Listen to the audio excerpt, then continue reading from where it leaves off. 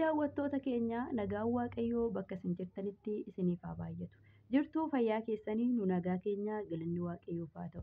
Har'as egaa deebi'ee dhufeen jira. Chaanaala keenyaaf haaraa kan taatan sabiskiraayib gochuun maatii keenyatti dabalama. Akkasuma viidiyoo keenya yoo jaalattan laayik gochuu akkasuma hiriyoota keessanii sheerii gochuu hin dagatinaa jecha. Har'a immoo viidiyoo kana keessatti namoonni baay'een yeroo darbee waa'ee suuqii viidiyoo waraabeen ture. Viidiyoo sana jalatti koomentiidhaan gaafii baay'ee na gaafattanii viidiyoo irratti nuuf hojjedhu warri jirtan jechuudha. Egaa yeroo gaafii nama gaafattanii viidiyoo irratti nuuf hojjedhu jettanii viidiyoon sun hojjetamee chaanaala irratti gadi lakkifame viidiyoo sana haga dhumaa daawwadhaa. Gaafii gaafattan nama gaafattan sana irratti hundaa'atiiti viidiyoo sana haga dhumaa daawwadhaa.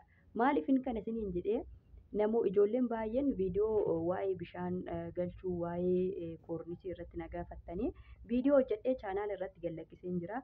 Ammas isuma irra deddeebitanii na gaafachaa jirtu jechuudha. Inni kan biraa immoo viidiyoo tokko irra harkistu jechuudha.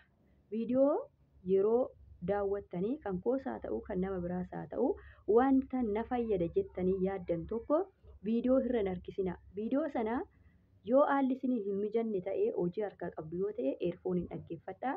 Yoo immoo isiniif hin mijatu ta'e walumaa galatti yeroo hojii keessan xumurtan viidiyoo sana dhaggeeffadhaa haga dhumaatti malee irra buttanii irra harkistanii gaafin isin gaafattan deebii isaa irra harkistanii yoo laaltanii deebii gahaa achirraa argattu jedhee hin yaadu. Kanaaf egaa walumaa galatti viidiyoo yeroo daawwattan isin fayyada waan ta'eef haga dhumaa daawwachuu yaalaa isiniin jedha.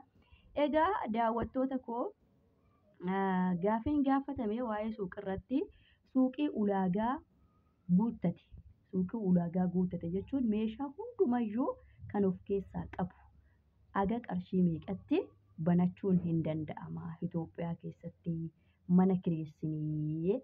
Akkasumallee Itoophiyaa keessa yeroo ammaa kiraan magaalaa keessatti magaalaa ho'aa magaalaa walakkaa keessatti mana tokko kan suuqiidhaaf ta'u haga qarshii meeqatti kireessuu dandeenya jedhameeti gaafichi.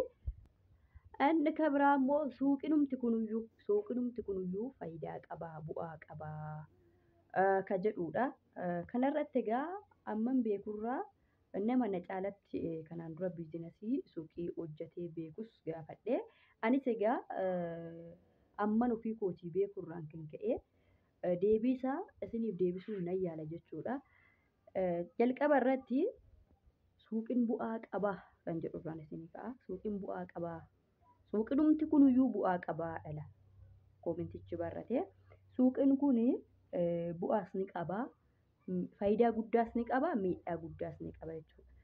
Faayidaan inni qabu yoo suuqii kana jechuudha hojjette. Suuqii hojjechuun xinqaaqee barbaada jechuudha. Xinqaaqee of eeggannoo guddaa barbaada. Suuqii kana galchitee fakkeenyaaf suuqii kana keessa mi'a hedduutu jira. Fakkeenyaaf mokoroonii asuma keessaa fudhatte yoo ta'e osoo hin kanfaliin manaaf jechuudha. Suuqii haaraa ammuma jalqabdee osoo ji'a tokko ji'a lama ji'a sadii hin guunne osoo bu'aan isaatu walitti daddabalamee meeshaa biraa sii galchuu hin eegallee ati immoo jalqabumarraa kaatee zayitii keessaa fudhatta yoo ta'e akaayii keessaa fudhatta yoo ta'e saabunaa keessaa fudhatta yoo ta'e waan ta'e wayii koshoroo yeroo namni yookiin dhufe waan ta'e wayii keessaa fuuta yoo ta'e safara malee jechuudha. Miidhaa guddaa qaba jechuudha. Mana keessatti amma fakkeenyaaf siistema qaba jechuudha. Suuqii fakkeenyaaf yoo mana kee keessatti hojjettee birindaa fudhachuu yoo barbaadde irratti daftari irratti qabattee mirindaa qarshii ammanaati fudhadhee soogidda qarshii ammanaati fudhadhee mokoroonii qarshii ammanaati fudhadhee jettee kan ofii keetii fudhatte hundumaa galmeessitee yoo fudhatte faayidaa guddaa qaba jechuudha. Fakkeenyaaf inni gadda waan ta'eef safara malee keessaan fuutu waan ta'eef kanatti safara malee keessaa fuutu suni walitti suuqii nama fakkeenyaaf birrii 2 birrii 3 birrii 4 buuti. Birrii xiqqaa buutama fakkeenyaaf kartoona tokko keessa koshoroo kartoonii tokko keessatti yookiin birrii 3 birrii 4 birrii 5 buuti. Koshoroo sana keessaa immoo koshoroo 2 3 4 5 assaaba malee yookiin zimmettee suuqiin kan kooteettee ati fuutee yoo balleessitee inni gara bu'aa osoo hin ta'in gara kasaaraatti si deemsisaa jechuudha. Fakkeenyaaf zayitiin fireen ja'a yookiin qarshii 200 yookiin qarshii 300 bu'a yoo ta'e ati firee lama keessaa manatti hassaaba malee fudhattee yoo fayyadamte bu'aa hin qabu jechuudha, kisaaradha jechuudha. Mokoroonii akkuma argite safara malee itoo hin mazzanin kan kooti suuqichi anatu hojjetaa jira jettee safara malee ruuzii mokoroonii waan ta'e yoo fuute inni akkasii deemee kisaaraa guddaa keessa nama galcha jechuudha. Egaa yoo akkana goote suuqii yoo hojjette jechuudha, yoo akkana goote wantoota nama jedhan kana yoo goote kisaaraa guddaa keessa seenta yeroo gabaabduu keessa jechuudha. Fakkeenyaaf suuqii yoo hojjette wanta ta'e manaayis waan meeqa ni barbaachisaa, mokoroonni ni barbaachisaa, shunkurtiin ni barbaachisaa, waan meeqa barbaachisa isa barbaachisu sana ofii keetii mazgaba irratti qabattee qarshii ammanaatu narra jira jettee mazgaba irratti qabattee yoo isa nagaddus nagaddee isa ofii keetis fudhattus akkasitti galmeessitee yoo fayyadamte suuqiin faayidaa guddaa qaba. Yoo immoo safara malee fuutee deemee isuma ofii keetii manatti fudhattu isuma ofii keetii irraa qiqqiccu isuma ofii keetii waan ta'e gootu suuqii gad adeemsisaa deemaa jechuudha.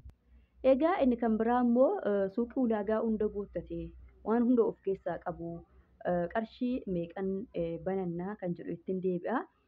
Mana suuqiidhaaf ta'u magaalaa keessatti meeqan kireeffamaa kan jedhu amman muuxannoo qabu isiniif hin deebisa. Namoota magaalaa keessatti hojjetaa jiranis amma danda'amaa ta'e gaggaafadheera. Yeroo ammaa kana suuqii guddaadhaaf mana kireessuun suuqii guddaadhaaf suuqii ulaagaa hundasaa guuttateef mana kireessuu jechuun aga kuma as keessatti jechuudha, aga kuma 20tti deemsisa. Isayyuu kan waggaa tokkooti jechuudha. Kan waggaa tokkooti kan isaan barbaadanii. Kan waggaa tokko kenniteefiti suuqii kee eegalta jechuudha. Kiraansaa aga kuma 20-25 jechuudha. Ispaaltiirraa jechuudha. Magaalaa walakkaa ispaaltiirra fuudhe jechuudha. Xiggii yoo ta'e sanaa gadiin in argama gatii rakataanii. Egaa isumayyuu Itoophiyaa keessatti egaa mana kiraa kan suuqiti ispaaltiirraa kan waggaa gaafatu jechuudha. Kanfaltii waggaa guutuu gaafatu. Inni kuni kanaadha. Egaa suuqicha ulaagaa isaa guuttatee meeshaa hunda of keessaa qabu gatii isaa aga kuma 100 meeqatti banachuu dandeenya. Namoonni baay'een biyya keessaa aga kuma 600 kuma 700tti suuqiin tokko hin banamu nuun jechaa jiru jetteetila mucayyoon gaafii kana na gaafatte. Egaa hojii akka Itoophiyaa keessatti hojii akka ati hojjettetti jireenyis akka ati jiraattetti siin jedheera. Viidiyoo yeroo baay'ee yeroon hojjedhu keessatti kana isiniin jedha. Suuqii ulaagaa isaa guuttatee suuqii bareedaa suuqii waan hundumaa of keessaa qabu aga kuma 300tti banatta jechuudha. Waanuma fedhe yoo ta'e waan kamuu galchite aga kuma 300tti hin banattu.